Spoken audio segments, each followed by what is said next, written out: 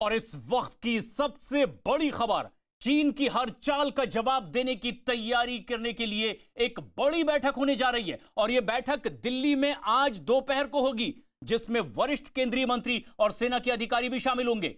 चीन और पाकिस्तान के गठजोड़ और दोनों की भारत के खिलाफ लगातार रची जा रही साजिशों को देखते हुए यह बैठक काफी महत्वपूर्ण मानी जा रही है। ऐसे में जबकि एक तरफ चीन और दूसरी तरफ पाकिस्तान भारत के खिलाफ एक के बाद एक कई साजिश रच रहे हैं, ऐसे में एक बेहद अहम बैठक होने जा रही है। आज दोपहर को यह बैठक होगी दिल्ली में और माना यह जा रहा है कि इसमें वरिष्ठ मंत्री और सेना के अधिकारी भी शामिल होंगे और इसमें कोई बड़ा फैसला भी लिया जा सकता है। जिस तरह से लगातार भारत तैयारी करता चला जा रहा है इन दोनों तरफ से नापाक मंसूबों को नाकाम करने के लिए, उसी कड़ी में आज की यह बैठक भी बेहद अहम मानी जा रही है। और ऐसे में जबकि लगातार चीन और पाकिस्तान भारत के खिलाफ साजिश रच रहे हैं, मुंहतोड़ जवाब देने की तैयारी इसमें होगी। हमारे वरिष्ठ सहयोगी अमिताभ सिन्हा इस वक्त हमसे सीधे जुड़ रहे हैं। अमिताभ, आज की इस बैठक को आखिर किस नजरिए से देखें, मकसद क्या?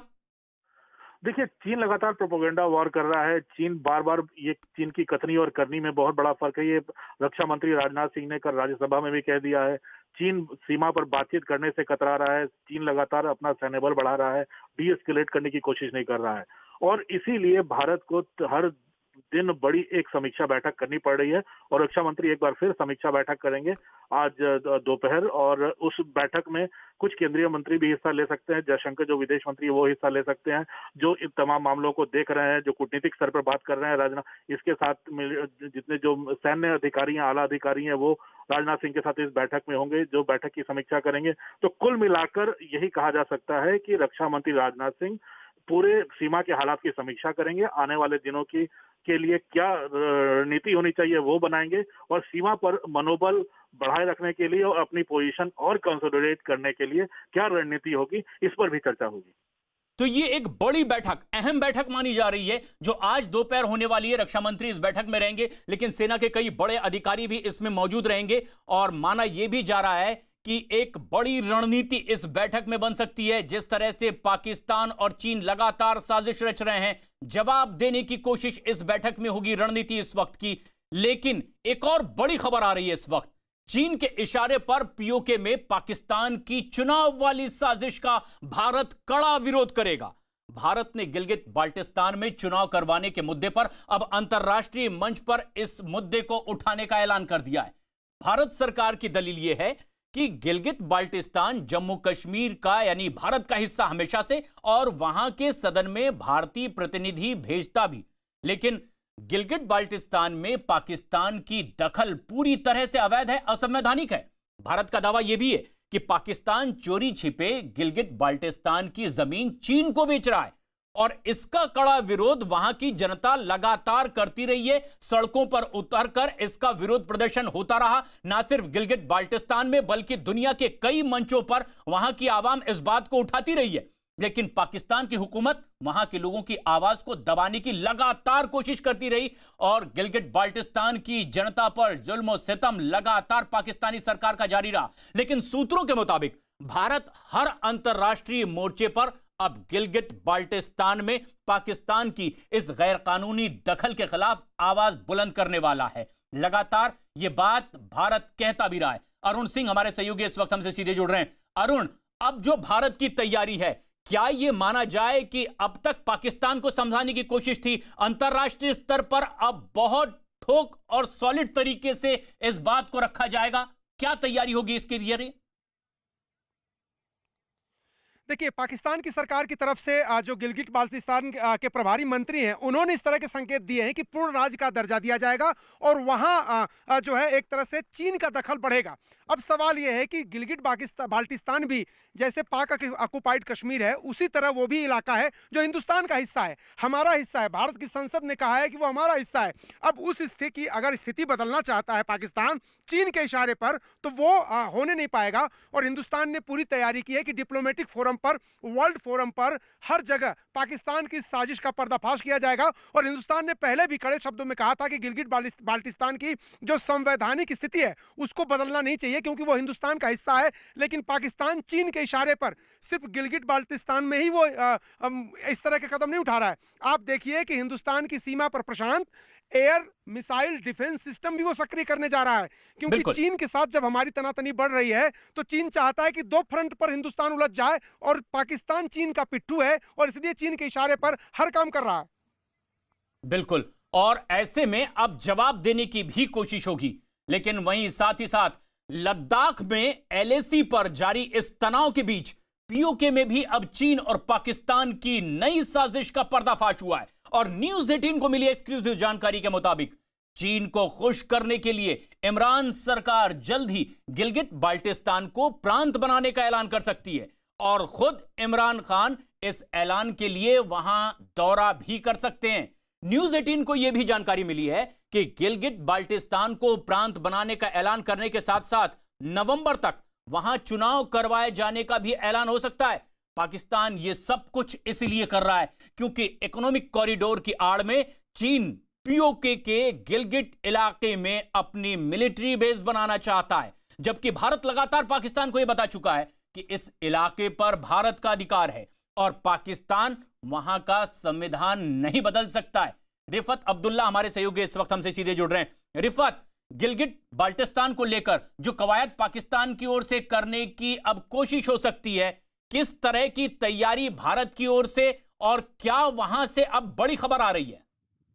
देखिए प्रशांत, जिस तरीके से यहाँ पे दफा 370 हटाया गया, 35 से हटाया गया, उसके बाद से आपको मालूम है कि पाकिस्तान का किस तरीके का रिएक्शन रहा और खासतौर से इमरान खान का रिएक्शन कैसा रहा। लेकिन ये जो कोशिश है गिलगित बल्तिस्तान में अब स्टेट बना के वहाँ पे इलेक्शंस करने की कोशिश की जो बात आ रही है, या वहाँ इमरान खान खुद जाएंगे, वहाँ पे कोई अनाउंसमेंट करेंगे, इस पे भारत जो है लगातार मॉनिटरिंग कर रहा है अपनी। और हो सकता है कि पार्लियामेंट पे भी जो है वहाँ पे भी इसके बहस की जा सकती है। जिस तरीके की खबरें, जैसा आपने कहा कि एक्सक्लूसिव इंफॉर्मेशन न्यूज 18 इंडिया के पास है, तो अब देखना होगा कि भारत का क्या रुख रहेगा, क्योंकि ये डिप्लोमेटिक लेवल पे भी मामला उठाया जा सकता है और साथ ही ये पॉलिटिकल लेवल पे बात हो सकती है। जिस तरीके से अब हालात बने हुए हैं चाइना और इंडिया के दरमियान, तो जिस तरीके से चाइना और पाकिस्तान की रिलेशंस हैं, और खासतौर से जो सीपैक है, चाइना इकोनॉमिक कॉरिडोर की जो बात है, वहां पे चूंकि काफी इन्वेस्टमेंट चाइना ने की है, काफी अंदर तक चाइना आ चुका है, उसका क्या कुछ प्रभाव रहेगा खासतौर से इस रीजन में, और जो उस पार का एरिया है उसमें किस तरीके का एक्सेस अब चाइना को दिया जा रहा है, ये देखने वाली बात होगी। जी, ये बात समझी जा सकती है कि पाकिस्तान ये सब कुछ कर रहा है चीन की शय पर, क्योंकि चीन इसका इस्तेमाल करना चाहता है। लेकिन ऐसे में एक बड़ी खबर इस वक्त आ रही है, चीन ने आखिरकार पहली बार मान ही लिया है कि गलवान में जो झड़प हुई थी और भारतीय सैनिकों से जिसका आमना सामना हुआ था, उसे एक बड़ा नुकसान उस 15 तारीख को उठाना पड़ा है। चीन के सरकारी अखबार ग्लोबल टाइम्स ने भी यह कबूलनामा रक्षा मंत्री राजनाथ सिंह के संसद में दिए गए बयान के बाद किया है। हालांकि चीन ने अपने हताहत सैनिकों की संख्या अब तक नहीं बताई है, जैसा कि वो लगातार पहले भी छिपाता रहा है, लेकिन अपने सैनिकों के मारे जाने की बात आखिरकार उसे माननी ही पड़ी है और उसने श्रद्धांजलि दी है। खुद भारत के रक्षा मंत्री राजनाथ सिंह ने भारत की संसद में दोनों सदनों में यह बात कही कि 15 जून को चीन ने जिस तरह से गलवान घाटी में नाजायज तरीके से घुसपैठ करने की कोशिश की थी, भारतीय जवानों ने उसका मुंहतोड़ जवाब दिया और चीन को उसका बड़ा खामियाजा भुगतना पड़ा था। चीन द्वारा एक बहुत ही वायलेंट फेस ऑफ की स्थिति 15 जून को गलवान में क्रिएट की गई। हमारे बहादुर सिपाहियों ने, बहादुर जवानों ने अपनी जान का बलिदान दिया, पर साथ ही चीनी पक्ष को भी भारी क्षति पहुंचाई है सभापति महोदय, और अपनी सीमा की सुरक्षा में कामयाब भी रहे। अरुण सिंह हमारे सहयोगी उस इलाके में मौजूद हैं जहां वो मौजूद हैं। कुछ ही दूरी पर पीछे वो गहमा गहमी बनी हुई है, भारत और चीन की सीमा के आमने सामने होने की खबर लगातार आ रही है। अरुण, अब जबकि पहली बार चीन मानने को मजबूर हुआ है कि 15 तारीख को जो जुर्रत उसने की थी भारतीय जवानों से भिड़ने की, एक बड़ा खामियाजा उसे उठाना पड़ा है। क्या माना जाए, इस तरह की आखिर स्वीकारोक्ति चीन की तरफ से आई है, मानने को वो मजबूर हुआ है? देखिए प्रशांत, चीन कैसा देश है? कोई सैनिक अपने देश की सुरक्षा में सर्वोच्च बलिदान देता है, प्राणों की आहुति दे देता है, और उसको रिकॉग्नाइज मत करिए, उसको आप स्वीकार ही मत करिए। कैसा देश है चीन? किस तरह से उसकी सेना ऑपरेट करती है? पीएलए कैसी है जो अपने सैनिक के बलिदान का सम्मान नहीं कर सकती?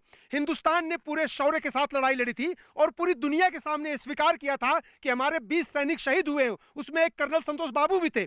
सवाल सिर्फ इतना है कि चीन इतना डरा क्यों रहता है? क्या उसको लगता है कि अगर वो स्वीकार कर लेगा कि हमारे इतने सैनिक मारे गए तो पीएलए की सेना आगे नहीं बढ़ेगी, अगली बार इस तरह की हिमाकत नहीं करेगी? क्या कॉन्फिडेंस चीन की सेना का इतना नीचे है कि वो अपने सैनिकों की शहादत को अगर स्वीकार कर ले तो उससे उनके सैनिक डर जाएंगे, आगे नहीं बढ़ेंगे? हिंदुस्तान की सेना प्रशांत वहां पर खड़ी है, इन पहाड़ों के पीछे।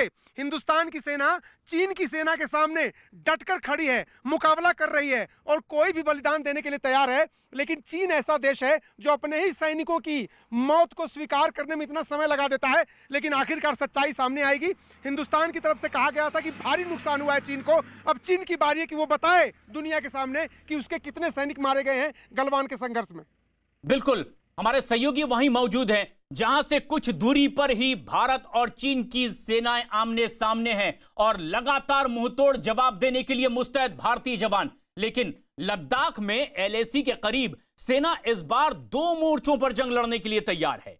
एक और तो चीन की किसी भी चुनौती से निपटने के लिए सैन्य साजो सामान की खेप लद्दाख पहुंच चुकी है, तो वहीं दूसरी ओर सेना के T-90 टैंक और भारी भरकम बख्तरबंद गाड़ियों को अब सड़क के जरिए ऊंचाई वाले उन इलाकों पर पहुंचाया जा चुका है जहां पर भारतीय जवान मुस्तैद हैं। न्यूज 18 को मिली एक्सक्लूसिव जानकारी के मुताबिक सेना के साथ ही सरहद पर सड़क बनाने का जिम्मा संभालने वाले संगठन BRO यानी कि बॉर्डर रोड ऑर्गेनाइजेशन ने भी इसके पूरे इंतजाम कर लिए हैं कि सर्दियों में बर्फबारी शुरू होने के बाद भी बर्फ से लदी सड़कों पर सेना के काफिले को आगे बढ़ने में कोई परेशानियों का सामना न करना पड़े और भारत की सेना अपनी जमीन पर बनी इन सड़कों पर लगातार आगे बढ़ती रहे। और इसके लिए लेह से दौलत बेग गोल्डी तक जाने वाली ये तकरीबन 323 किलोमीटर की लंबी सड़क है जिसे DSDBO के नाम से जाना जाता है। उस पर बने हुए पुल को अब T-90 टैंकों के वजन सहने के लिए भी मजबूत बनाने की तैयारी शुरू हो चुकी है और पुलों को मजबूती मिलने पर T-90 टैंक चीन की चुनौती से निपटने के लिए आसानी से LAC के करीब पहुंच जाएंगे जहां तक वो लगातार पहुंचना चाहते हैं। यानी भारतीय सेना की तैयारी पूरी तरह से मुकम्मल है।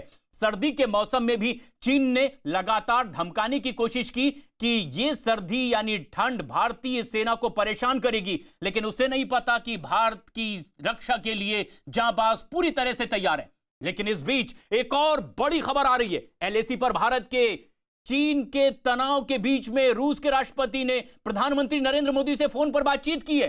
राष्ट्रपति व्लादिमीर पुतिन ने साथ साथ पीएम मोदी की बातचीत में दोनों देशों के बीच रणनीतिक साझेदारी को मजबूत करने पर जोर दिया गया है। खुद पुतिन ने की है प्रधानमंत्री नरेंद्र मोदी से फोन पर बातचीत। जिस तरह के सीमा पर हालात बने हुए हैं उसके मद्देनजर ये बेहद अहम बातचीत मानी जा रही है और उन्होंने रिश्तों को और मजबूत करने का बात कही है। इसके अलावा दोनों नेताओं ने एक दूसरे के साथ गहरी दोस्ती को एक बार फिर से दोहराया है, जो अक्सर अंतर्राष्ट्रीय मंच पर यह कहते भी रहे। प्रधानमंत्री मोदी ने पुतिन को दोनों देशों के बीच समिट के लिए भी भारत आने का न्योता दिया है और ये इस बीच की एक बेहद अहम खबर है। ऐसे में जबकि भारत के साथ एक के बाद एक कई और देश मुस्तैदी से खड़े नजर आ रहे हैं, उसी कड़ी में रूस की तरफ से व्लादिमीर पुतिन ने यह फोन कॉल किया है, प्रधानमंत्री नरेंद्र मोदी से बातचीत की है, एक बार फिर भारत और रूस की इस दोस्ती को दोहराया है। अंतर्राष्ट्रीय मंच पर एक बड़ा संदेश। ऐसे में जबकि एक तरफ पाकिस्तान भारत को परेशान करने की कोशिश करता है तो चीन की तरफ से लगातार घुसपैठ की नाकाम कोशिश हो रही है। ऐसे में जबकि जापान, अमेरिका, ऑस्ट्रेलिया भारत के साथ लगातार इस मुद्दे पर खड़े रहने की बात करते हैं, ये फोन कॉल जो व्लादिमीर पुतिन की ओर से आया, प्रधानमंत्री नरेंद्र मोदी से उनकी बातचीत हुई है, अपने रिश्तों को और मजबूती देने की बात कही गई है, ये अंतर्राष्ट्रीय स्तर पर भी एक बड़ा संदेश।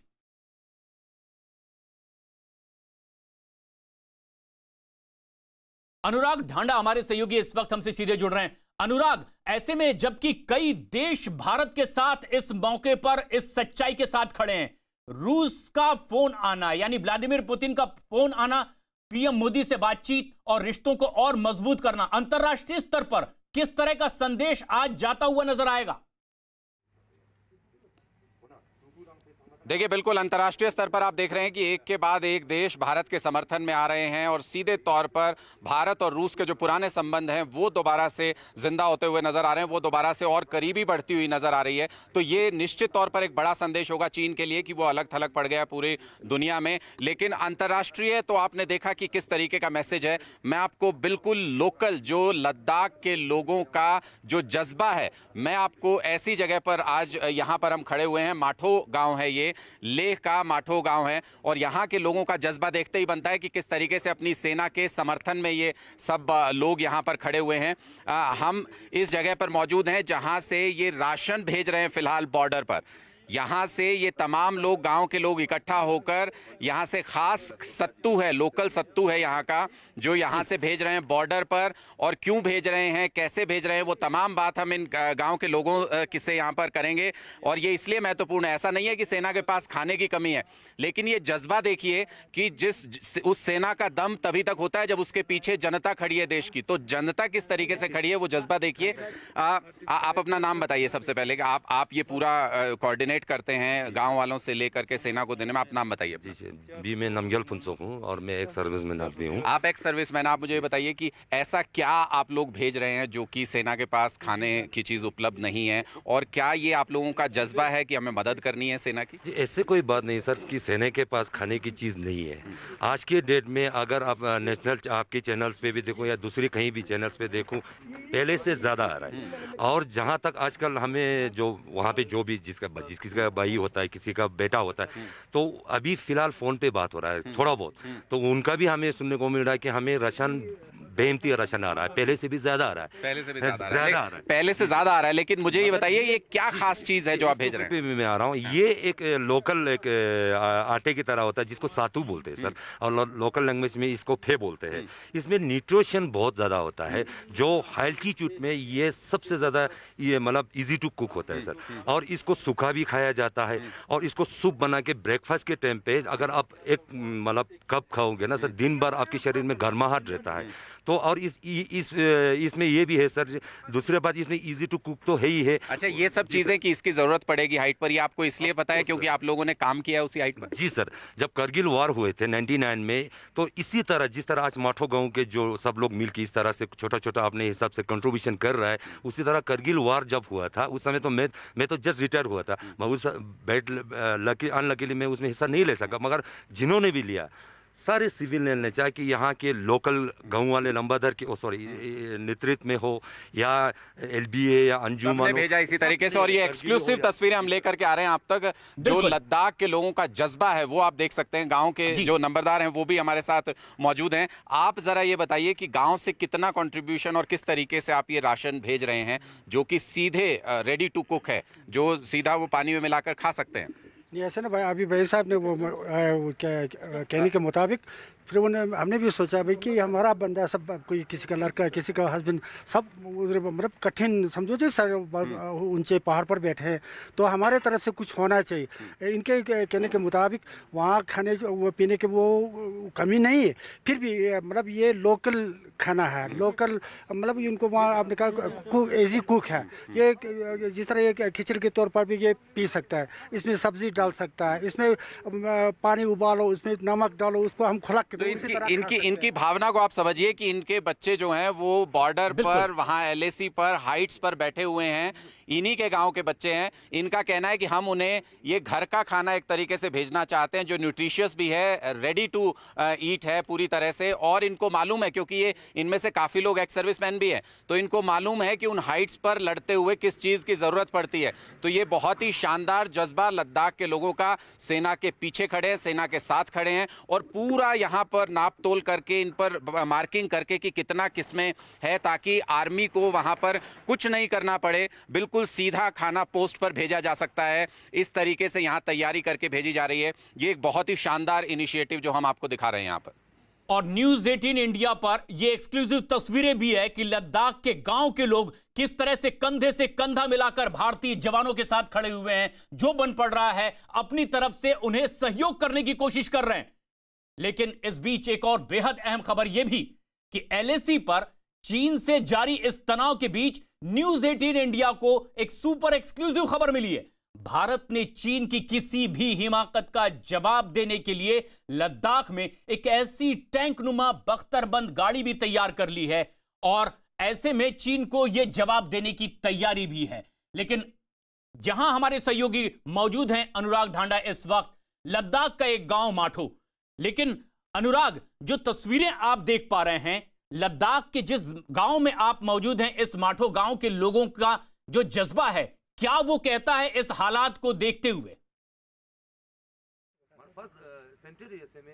देखिए बिल्कुल मैं और आपको तस्वीरें यहां पर दिखाता हूं कि किस तरीके से ये पूरा का पूरा साजो सामान जो यहां पर तैयार है। आप मुझे ये बताइए कि आप लोग एक्स सर्विसमैन हैं, आप लोग भी क्या क्या तैयारी, मैं देख रहा हूं सब आप नोट कर रहे हैं इस पर एक एक चीज, क्या क्या तैयारी करके भेज रहे हैं और क्यों ये सब नोट करके भेज रहे हैं? ये सब इसको कहीं पोस्ट में जब जाता है तो कहीं एक जमोर वाला होता है तो एकदम फर्स्ट इसमें कितना किलो है कितना कीजिए एकदम बेच सकता है, इसलिए सारे पैकिंग करके भेजना पड़ता है। तो जो आर्मी को काम करना है वो भी आप सब यहीं से करके भेजते हैं, सीधा पोस्ट पर जा सकता है? सीधा पोस्ट पर जा सकता है, ये हमने पूरा पैकिंग कर चुका है।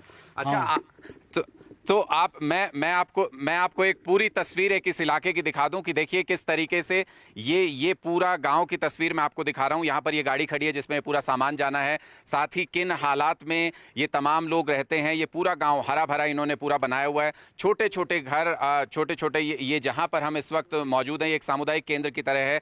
और यहाँ पर ये देखिए, और पूरा ऊपर अगर आप देखेंगे तो मोनेस्ट्री के साथ में आप देखेंगे छोटे छोटे घर भी बने हुए हैं ऊपर। ये पूरा गांव की तस्वीर, माठो गांव में हम इस वक्त मौजूद हैं, लेह के इलाके में पड़ता है। और यहाँ पर जो एक्स सर्विसमैन जो इकट्ठा हैं उन्होंने अपना एक पूरा एक ग्रुप बनाया, एक कमेटी बनाई और उसको लेकर के इतना शानदार इनिशिएटिव यहाँ पर चल रहा है।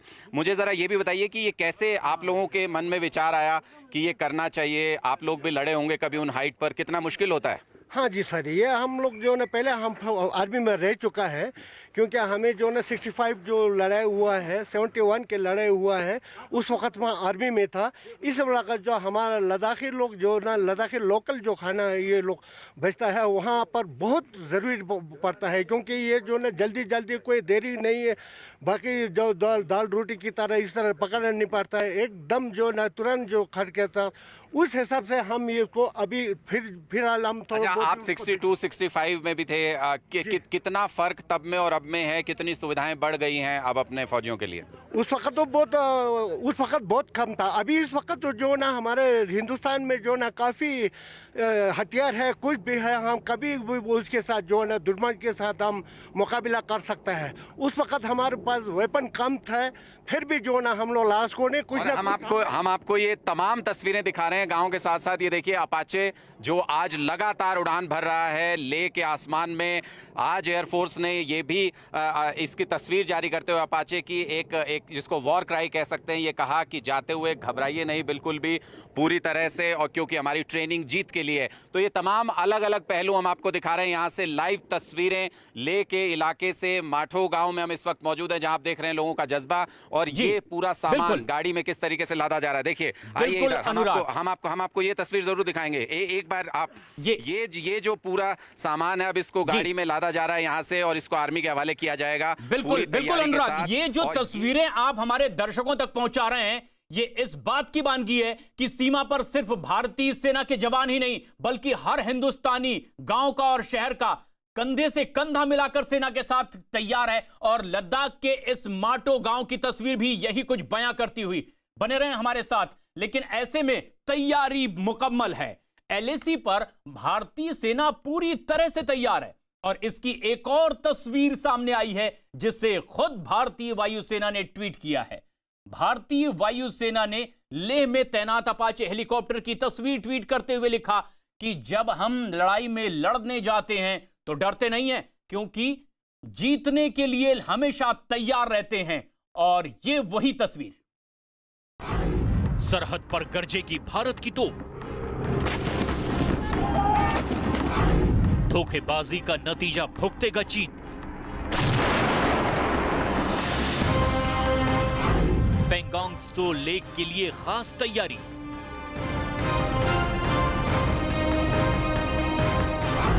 पेंगोंग त्सो में दहाड़ेंगे केस्ट्रेल। लद्दाख के पेंगोंग इलाके में कब्जा करने के चीन के सपने चूर चूर करने की पूरी तैयारी हो चुकी है। चीन को 3 महीने में 3 बार धूल चटाने के बाद अब हिंदुस्तानी फौज ने सरहद पर रोज रोज की खिचखिच को खत्म करने के लिए कमर कस ली है और पेंगोंग इलाके में चीन की सिरदर्दी को मिटाने के लिए भारतीय सेना ऐसी बख्तरबंद गाड़ी तैनात करने जा रही है जो ऊबड़ खाबड़ जमीन के साथ पानी पर भी तेजी से तैर सकेगी। हिंदुस्तान की फौज की ये खास तरह की बख्तरबंद गाड़ी बेहद शानदार है। भारी भरकम लोहे की चादर से ढकी ये गाड़ी जमीन और पानी दोनों जगह आसानी से दौड़ सकती है। गोलियों और बम धमाकों के बीच भी इस गाड़ी से एक साथ 12 जवानों को एक जगह से दूसरी जगह ले जाया जा सकता है। इसमें प्रोपेलर का इस्तेमाल किया जाता है जो कि इसे पानी में तैरने में मदद करता है। डीआरडीओ की मदद से टाटा ने इस टैंक नुमा गाड़ी को तैयार किया है और इसे नाम दिया गया है टाटा केस्ट्रेल। जमीन और पानी में दौड़ने में सक्षम रिमोट से चलने वाली 30 mm की तोप, 7.62 mm की मशीन गन से लैस, दुश्मन की नजर से बचने की तकनीक, रडार इंफ्रारेड सोनार से बचने में महारत, 2 मीटर चौड़ा गड्ढा पार करने में सक्षम। एक साथ 12 जवान बैठ सकते हैं। आने वाली सर्दियों में सरहद पर चीन की तरफ से किसी भी हिमाकत का जवाब देने के लिए भारतीय सेना पूरी तरह से तैयारी में जुटी है। किसी भी गफलत की कोई गुंजाइश नहीं है। ऐसा गोला बारूद और रसद सीमा पर तैनात किया जा रहा है जिसे देखकर चीन भी चौंक जाएगा। एलएसी पर चीन को चारों खाने चित करने के लिए इंडियन आर्मी कई तरह के हथियारों की टेस्टिंग कर रही है। लद्दाख से लेकर अरुणाचल तक लगभग 3800 किलोमीटर लंबी चीन से जुड़ी सरहद पर भारत की सेना पूरी तरह से मुस्तैद है। इसके लिए सेना ने डिफेंस एक्सपो में पेश की गई कल्याणकारी M4 व्हीकल को तैनात करने के लिए टेस्टिंग शुरू कर दी है। भारतीय सेना को तोप और टैंकों के साथ साथ चीन से जुड़ी सरहद पर अपने जवानों की सुरक्षा के लिए ऐसी गाड़ियों की जरूरत थी जो आम बख्तरबंद गाड़ियों से ज्यादा मजबूत हो और उनमें टैंकों की तरह हर हालात में दौड़ने की महारत भी हो। सेना की मांग पर निजी क्षेत्र की कंपनी कल्याणी ग्रुप ने M4 व्हीकल तैयार किया जिसमें बैठकर जवान सुरक्षित भी रहें और दुश्मनों पर गोलियां भी बरसा सकें। कल्याणी M4 ऐसी गाड़ी है जिस पर गोलीबारी तो छोड़िए 50 किलोग्राम तक TNT के धमाकों का भी कोई असर नहीं होगा। खासतौर से नक्सली और सरहदी इलाकों में गश्त के लिए बनाई गई इस गाड़ी में 6 जवान बैठ सकते हैं, जिनमें से 5 जवान गाड़ी में लगी ऑटोमेटिक बंदूकों से दुश्मन पर फायरिंग भी कर सकते हैं। बुलेट प्रूफ गाड़ी होने के साथ साथ कल्याणी M4 140 किलोमीटर की रफ्तार से दौड़ सकती है। इसका कुल वजन लगभग 13,000 टन है। खास बात यह है कि गाड़ी का टायर पंक्चर होने के बावजूद इसे रोकने की जरूरत नहीं पड़ेगी। चीन से निपटने के लिए भारतीय सेना ने कल्याणी M4 के साथ साथ टाटा कैस्ट्रेल जैसी जमीन और पानी दोनों जगह चलने वाली गाड़ियों की टेस्टिंग शुरू कर दी है। अब तक ये गाड़ियां सिर्फ डिफेंस एक्सपो में दिखा करती थी, लेकिन पहली बार लद्दाख जैसे मुश्किल क्षेत्र में इनकी आजमाइश हो रही है। यही नहीं, लाइन ऑफ एक्चुअल कंट्रोल के पास छोटी तोपों के अलावा T-74 और T-90 टैंकों की तैनाती की तैयारी भी हो रही है। पूर्वी लद्दाख में वास्तविक नियंत्रण रेखा पर चीन से जारी तनाव के बीच भारतीय सेना किसी भी आकस्मिक स्थिति से निपटने के लिए अपनी तैयारी को धार देने में जुटी हुई है। भारतीय सेना ने अब बोफोर्स होवित्जर तोपों को तैयार करना शुरू कर दिया है। लद्दाख में सेना के इंजीनियर 155 mm की इन तोपों की सर्विसिंग कर रहे हैं। बोफोर्स तोप लो एंड हाई दोनों एंगल से गोले दागने में सक्षम है। इसकी सर्विसिंग का काम पूरा होने के बाद इन्हें लद्दाख में तैनात किया जाएगा। इसके साथ ही भारतीय वायुसेना लद्दाख की फॉरवर्ड चौकियों तक जरूरी सामग्री पहुंचाने का काम कर रही है। सर्विसिंग के काम में जुटे इंजीनियर्स का कहना है कि कुछ ही दिनों में ये तोपें सीमा पर गरजने के लिए तैयार हो जाएंगी। भारतीय वायुसेना ने आज अपने ट्विटर हैंडल पर अपाचे की तस्वीर साझा की और साथ ही लिखा कि जब मैं कॉम्बैट में जाऊं तो घबराऊं नहीं, क्योंकि मुझे ट्रेन किया गया जीत कराने के लिए। और ये देखिए, लेह के आसमान में लगातार अपाचे उड़ान भरते हुए, और ऊपर अगर आप देखेंगे तो फाइटर जेट दोनों आपको एक ही फ्रेम में न्यूज़ 18 इंडिया आपको दिखा रहा है लेह से कि किस तरीके से यहाँ लगातार अपाचे कॉम्बैट हेलीकॉप्टर और जो फाइटर जेट हैं वो लगातार उड़ान भर रहे हैं।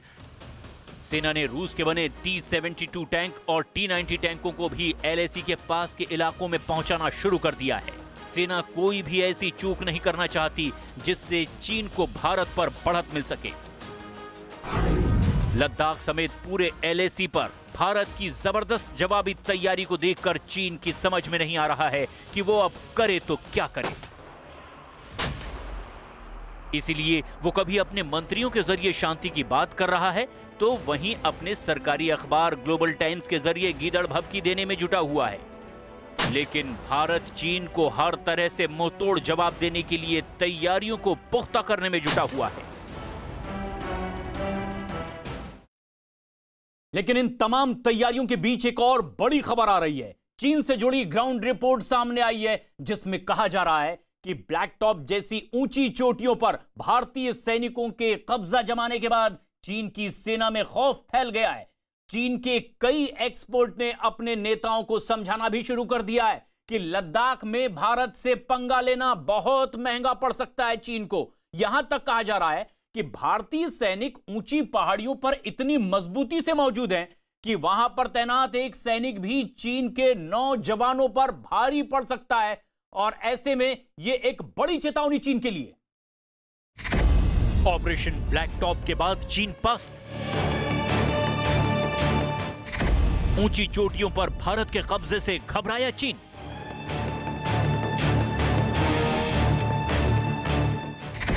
LAC पर 30वीं मंजिल पर भारतीय फौज। चीन के 9 सैनिकों पर भारी एक भारतीय जवान।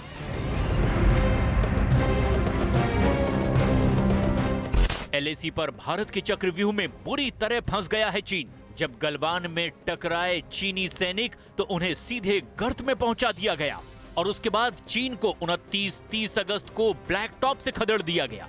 उसके बाद 31 अगस्त को हेलमेट टॉप से भी भगा दिए गए चीनी सैनिक। भारतीय सेना लद्दाख में LAC पर ऐसी मजबूत पोजीशन में पहुंच चुकी है कि उस पर चीनी सैनिक किसी भी तरह से हमला नहीं कर सकते। चीन को भी मालूम है कि भारत के साथ पहाड़ की लड़ाई में वो कहीं टिक नहीं सकता। आज के दिन भारतीय सैनिकों की जो स्थिति है वो चीन के सैनिकों के मुकाबले 30वीं मंजिल जितनी ऊंचाई पर मौजूद हैं। यानी भारत के एक जवान का मुकाबला करने के लिए चीनी सैनिकों को अपने 9 सिपाही भेजने पड़ेंगे और शायद ऐसी गलती चीन भूलकर भी नहीं करेगा। मोदी के भारत से डरा शी जिनपिंग का चीन। 2020 वाले भारत के तेवर देख बौखलाया चीन। राशन, साजो सामान, गोला बारूद सब तैयार।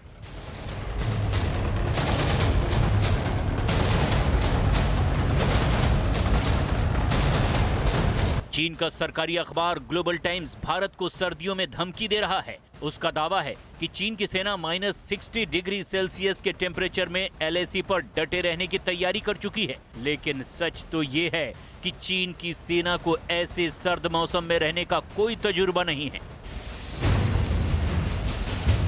भारतीय सेना ने पूरी सर्दी उन चोटियों पर बिताने का मन बना लिया है जो चीन के अधिकार से छीन ली गई हैं। और अब अपनी सीमाओं की रक्षा के लिए सर्दी के कठोर मौसम में भी युद्ध भी करना पड़ जाए तो उसकी भी पूरी तैयारी कर ली गई है।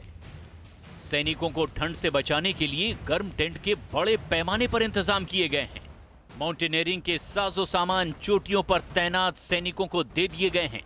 अग्रिम चौकियों तक राशन की भरपूर खेप पहुंचा दी गई है। बोफोर्स तोप सहित LAC पर बड़ी आर्टिलरी गन तैनात कर दी गई है।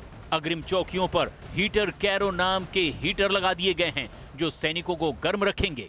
अग्रिम चौकियों तक ईंधन पहुंचाया गया है, जिससे खाना बनेगा। गश्त लगाने वाली गाड़ियां और हीटर वगैरह चलते रहेंगे। ज्यादा बर्फबारी के वक्त एवलांच से बचाने के लिए रेस्क्यू टीम भी तैनात की जा चुकी है। इसके अलावा मशीनों में आने वाली खराबियों को सुधारने के लिए मेंटेनेंस टीम अग्रिम चौकियों पर तैनात की जा चुकी है। LAC पर आने वाले दिनों में -30 से -50 डिग्री तक पारा गिर सकता है। उस बेरहम मौसम से सैनिकों को बचाने के लिए खास इंतजाम किए गए हैं। सेना की तैयारी नंबर 1, ठंड से बचाने का काम करेंगे ये खास टेंट। खास तरह के ये टेंट कई आकार के हैं। इनमें 2 से लेकर 10 तक जवान एक साथ रह सकते हैं। जैसा कि आप देख पा रहे हैं, बैकग्राउंड में विभिन्न प्रकार के टेंट लगे हुए हैं, जैसे कि small tent, large tent, medium and tent high altitude. हमारे टेंटों में हीटिंग अप्लायंसेस की सुविधा मौजूद है। इन सुविधाओं के अलावा हमारे जवानों को कैरो हीटर्स, जो कि हजारों की तादाद में जो भी हमारे जवान आगे डिप्लॉयड हैं, उनको इशू किए जा चुके हैं। ये हाई क्वालिटी के टेंट हाई ऑल्टीट्यूड यानी कि बहुत ऊंचे इलाकों में आजमाए हुए हैं और फॉरवर्ड पोस्ट पर तैनात सैनिकों के लिए पैंगोंग झील पर भेजे जा चुके हैं। और इसके साथ ही टेंट को गर्म रखने के लिए कैरो हीटर भी तैनात कर दिए गए हैं। देख सकते हैं कि एक टेंट है, इसको विशेष तौर पर बनाया गया है हाई ऑल्टीट्यूड के लिए, लेकिन इसका तापमान जो है वो ये -20 तक जो है ये टेम्परेचर झेल सकता है। साथ ही इसमें कम से कम 7 से 8 लोग आसानी से रह सकते हैं। ये कैरो हीटर है जो कि गर्मी देता है। चारों तरफ से जो है ये 2 अलग अलग लेयर्स की बनी हुई है। ये इन सब के साथ साथ जवानों को बर्फ में रहने, चलने और पहाड़ पर चढ़ने के लिए खास साजो सामान, जिसे extreme cold climate clothing and mountaineering equipment कहा जाता है, वो भी दे दिए गए हैं। Special clothing and mountaineering equipment को 2 भागों में बांटा गया है। कैटेगरी 1 में पर्सनल क्लोथिंग 21 आइटम जो हर जवान को इशू किए जाते हैं। आज की डेट में जो भी जवान आगे डिप्लॉयड हैं, हर एक को स्पेशल क्लोथिंग दिया जा चुका है। कैटेगरी 2 में अवलांच रेस्क्यू इक्विपमेंट, जो आप मेरे पीछे देख सकते हैं, लाइक हैपो bag, carabiners and obstacle crossing equipment आता है। खास बात यह है कि सिर्फ इस साजो सामान के सहारे ही इंसान उस बीहड़ में जिंदा नहीं रह सकता। कुदरत पल पल पर हौसले की कड़ी परीक्षा लेती है। जवानों को कई